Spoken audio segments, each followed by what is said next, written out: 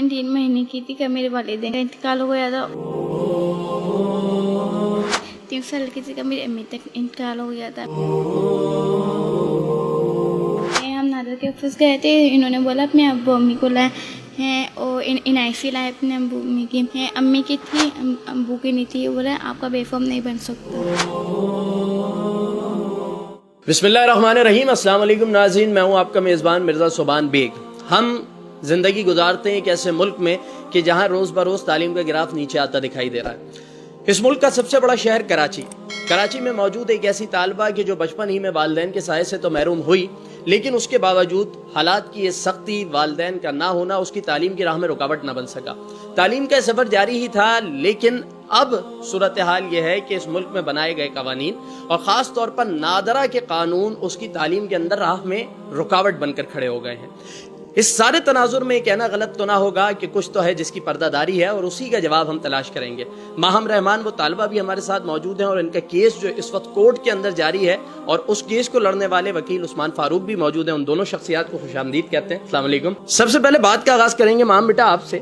تھوڑا سا مجھے اپنی زندگی کے بارے میں بتائیے کہ کب آپ کے والدین اس دنیا سے رخصت ہوئے, اور اس کے بعد ابھی جو زندگی گزار رہی ہیں بیٹا کس کے ساتھ رہتی ہیں, کیا پڑھنے کا کتنا شوق ہے, کیا کر رہی ہیں, تھوڑا سا اپنے بارے میں بتائیں. میں 3 مہینے کی تھی کہ میرے والدین کا انتقال ہو گیا تھا, اور میں 3 سال کی تھی کہ میری امی تک انتقال ہو گیا تھا. میں اپنی خالہ کے ساتھ رہتی ہوں اور ماموں کے ساتھ رہتی ہوں, اور مجھے پڑھنے کا بہت شوق ہے, اور مجھے آگے اپنی تعلیم حاصل کرنی ہے اور مجھے کچھ بننا ہے.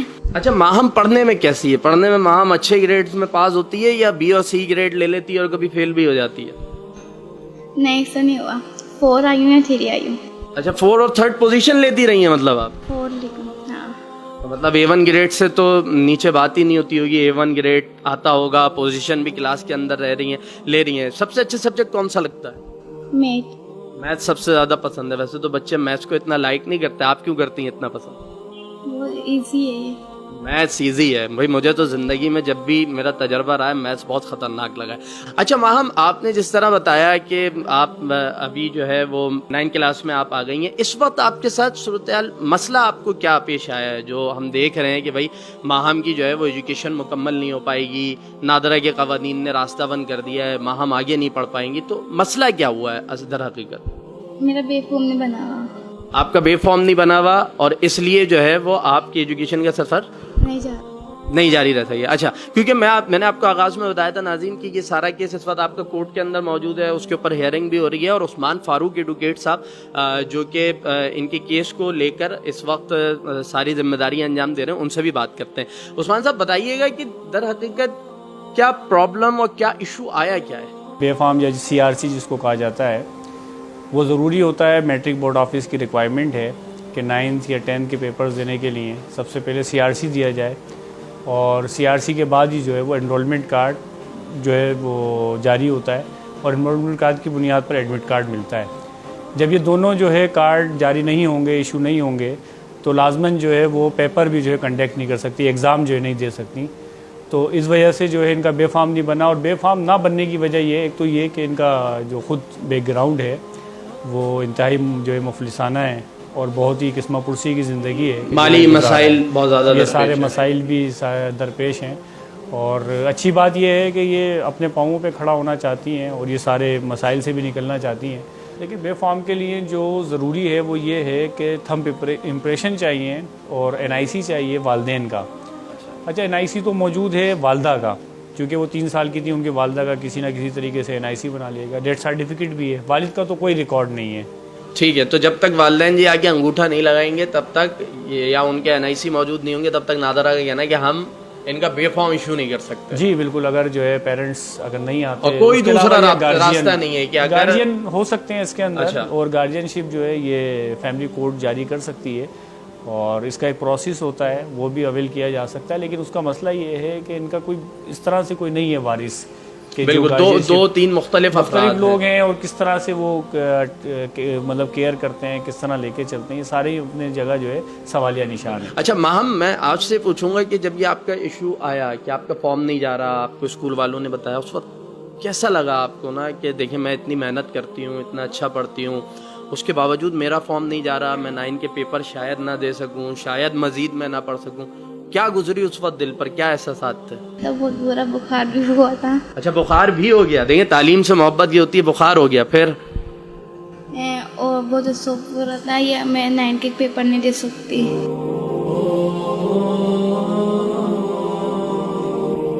یہ ہم نادر کے آفس گئے تھے, انہوں نے بولا اپنے ابو امی کو لائے ہیں, اور NIC لائے اپنے ابو امی کی.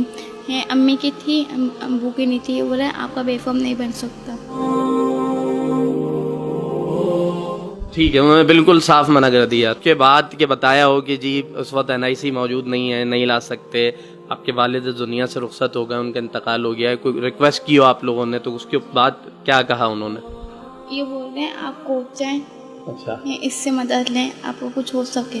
اچھا ماہم, اس میں ایک دوسری چیز ہے کہ ابھی آپ کو کچھ ایک موقع نظر آ رہا ہے کہ انشاءاللہ تعالیٰ کورٹ کوئی اچھا فیصلہ سنائے گی. عثمان فاروق صاحب بھی اپنی جتنی کوشش ہو سکتی ہے وہ کر رہے ہیں.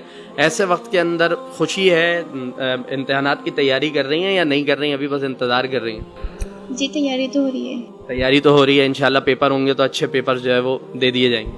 جی ٹھیک ہے. عثمان فاروق صاحب آپ بتائیے گا کہ یہ سارا کیس جو ہے وہ کورٹ میں ہے, ہم بھی دیکھ رہے ہیں پیدر پہ تھوڑی بہت اس کے حوالے سے کچھ نہ کچھ اپڈیٹ آ رہی ہے, تو کیا لگتا ہے کہ کتنی جلدی نتیجہ, کب تک نتیجہ, اور کیا ان کے فیور میں کوئی نتیجہ آ جائے گا انشاءاللہ؟ دیکھیں اس پر تو بہت زیادہ بات نہیں ہو سکتی, کیونکہ کورٹ میں کوئی بھی میٹر ہوتا ہے تو ظاہر ہے کہ مطلب اس میں دیکھا جاتا ہے کہ ججز وغیرہ جو بہتر سمجھیں گے وہ انشاءاللہ تعالیٰ ممکنات پہ. ٹھیک ہے, لیکن میں ایک بات یہ کرنا چاہتا ہوں جو نادرہ کے حوالے سے ہے, کہ بہت سارے ایسے لوگ ہیں کہ گارجین شپ کی ایک عمر ہوتی ہے, ان کے والدین مر گئے اور وہ جوان ہوئے, اور اس کے بعد وہ کیا کریں, مطلب گارجین شپ بھی نہیں ہے تو وہ شناختی کارڈ کیسے بنوائیں. تو یہ SOPs وغیرہ جو ہے ان کو ریویو کرنے کی ضرورت ہے, کہ ناظرہ جو ہے وہ ایسے قوانین بنائے جو ایک شخص پاکستان کے اندر پیدا ہوتا ہے, پاکستان کے اندر پلتا بڑھتا ہے, پاکستان کے اندر جو ہے عمر گزارتا ہے, برتھ سرٹیفکیٹ بھی اس کو مل جاتا ہے, تو وہ کیا چیز جو ہے بتائے کہ میں ایک پاکستانی ہوں. اس کے لیے NIC موجود نہیں ہے, اور NIC یا بے فارم نہ ہونے کا مطلب کیا ہے کہ وہ کہیں پر جو ہے اپنا بینک اکاؤنٹ نہیں کھول سکتا, وہ کہیں پر جو ہے کوئی نوکری نہیں کر سکتا, وہ کہیں پر کسی اور ادارے میں جا نہیں سکتا, تو وہ کیا کر سکتا ہے. تو لہٰذا اس کے اندر یہ بات بہت اہم ہے کہ اس میں دیکھنے کی ضرورت ہے کہ کوئی ایسی جو ہے قانون سازی یا SOPs کی جو ہے تیاری لازمن ہونی چاہیے کہ جس میں ان سب کو بھی جو حقوق مل سکے, کیونکہ پاکستانی شہری ہونا میرا بیسک رائٹ ہے, فنڈامنٹل رائٹ ہے, کہ میں اسی ملک کے اندر پیدا ہوا ہوں, اسی ملک کے اندر پلا بڑھا ہوں, اس کے اندر سارے معاملات اور سب چیزیں لے کر چلتا ہوں. تو یہ ضروری ہے کہ میرا شناختی کارڈ جاری کیا جائے تاکہ میں تمام ان چیزوں سے فائدہ اٹھا سکوں جو ایک جو ہے شہری کو جو ہے حاصل ہوتا ہے. اگر آپ کے پاس NIC نہیں ہے تو آپ ایک گمنام ہیں ایک ریاست کے اعتبار سے. بالکل, NIC نہیں بنے گا تو آپ کا پاسپورٹ نہیں بنے گا. بالکل بالکل. اور اچھا اس سارے اس میں کیا جو آرفن کڈس ہوتے ہیں ان کے لیے کوئی اسپیشل چیز نہیں بنائی ریاست پاکستان میں؟ جیسے اسپیشل جو چلڈرن اس طرح کے ہوتے ہیں کہ جو کسی یتیم خانے میں رہتے ہوں تو وہاں کا گارجین شپ سرٹیفکیٹ ان کو مل جاتا ہے, تو اس سے جو ہے بہرحال ایک بے فارم بننے میں ان کو بینیفٹ ہوتا ہے. لیکن میں سمجھتا ہوں کہ اس میں بھی بڑی پیچیدگیاں ہیں اور بہت سارے مسائل ہمارے سامنے آتے ہیں, اور ایسے بھی مسائل آتے ہیں کہ جن کی شادیاں ہو گئیں.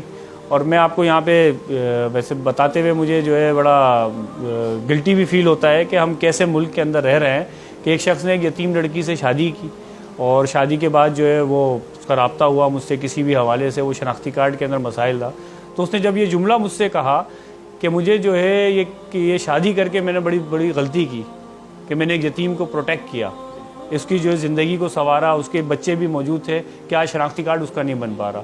تو یہ سارے مسائل جو ہیں یہ اس بات کی طرف ہمیں لے کر جاتے ہیں کہ جو ہمیں سسٹم سے متنفر کرتے ہیں, اور اس متنفر ہونے کا جو انجام ہے وہ بڑا بھیانک اور خطرناک ہے. لہٰذا ریاست اکوموڈیٹ کرتی ہے, لوگوں کو جو ہے تحفظ دیتی ہے, لوگوں کو جو ہے بہتر جو ہے ماحول فراہم کرتی ہے. اس کے لیے بہت ضروری ہے کہ ان کو جو ہے ایسے قوانین بنائے جائیں کہ ان کے لیے بہتر طرف وہ جا سکیں. دیکھیں یہ ایک ناظرین بہت جو ہے وہ کرٹیکل معاملہ ہے کہ ایک بچی جو پڑھنا چاہ رہی ہے, جو اچھے نمبروں سے پاس ہو رہی ہے, اچھے نمبرز لے رہی ہے, مسلسل محنت کر رہی ہے, بجائے اس کی کہ اس کو ریاست اٹھا کے آگے لے کے جائے، اس کے لیے قوانین کو آسان کیا جائے. یہاں چیزیں اس نہج پر لے آئی ہیں کہ جی آگے دروازے بند ہیں اور آپ نے یہاں سے بس واپس جانا ہے. تو ماہم تھوڑا سا مجھے یہ بتاؤ کہ آپ نے اس طرح کا پوزیشنز لی ہیں، ابھی آپ 9 میں ہیں، تو 8 کلاس میں کیا پوزیشن تھی آپ کی؟ 30. 8 کلاس میں 3rd پوزیشن لی. ٹھیک ہے. اچھا، جب انشاءاللہ سب کوشش کر رہے ہیں، سب آپ کے لیے محنت کر رہے ہیں، دعا گو ہیں، ہم بھی دعا کر رہے ہیں، ہمارے ناظرین بھی دعا کریں گے آپ کے لیے. یہ بتائیں کہ آپ کا فارم جمع ہوتا ہے، ماہم انشاءاللہ 9 بھی کلیئر کرتی ہیں، میٹرک بھی کرتی ہیں، تو پھر آگے کیا پڑھیں گی؟ سائنس پڑھیں گی، آرٹس پڑھیں گی، کالج جا کے کیا پڑھنا ہے؟ سائنس. بالکل. اور ایسے ہی بچوں کے لیے کہا گیا ہے کہ ارادے جن کے پختہ ہوں، نظر جن کی خدا پر ہو، تلاطم خیز موجوں سے وہ گھبرایا نہیں کرتے. تو ماہم آپ کا بھی بہت شکریہ. عثمان فاروق صاحب آپ کا بھی ہم نے وقت لیا، آپ کا بھی بہت شکریہ. ناظرین کرام، یہ سارا جو ماہم کا ہم نے انٹرویو کیا، آپ نے بھی ان کے سارے معاملات کو دیکھا، سنا، جانا، اور یقیناً ان تمام چیزوں کے اوپر ریاست وقت کو بھی اور حکومت وقت کو بھی اور تمام وہ لوگ جو قانون سازی کرتے ہیں انہیں ریویو کرنے کی ضرورت ہے. مجھے نبی مہربان صلی اللہ علیہ وسلم کا یہ قول یاد آیا کہ جنت میں وہ شخص آپ صلی اللہ علیہ وسلم کے بالکل اس طرح قریب ہوگا جس طرح یہ 2 انگلیاں قریب ہوتی ہیں، جو اس زمین پر یتیموں کے کام آتا ہو، ان کی پرورش کرتا ہو، ان کی ذمہ داریاں اٹھاتا ہو. اور اس کا مقصد صرف یہ نہیں کہ انہیں پالا جائے، وہ کام، وہ خدمت دیگر انداز میں بھی ہو سکتی ہے، وہ ان کے معاملات میں آسانی پیدا کر کے بھی ہو سکتی ہے.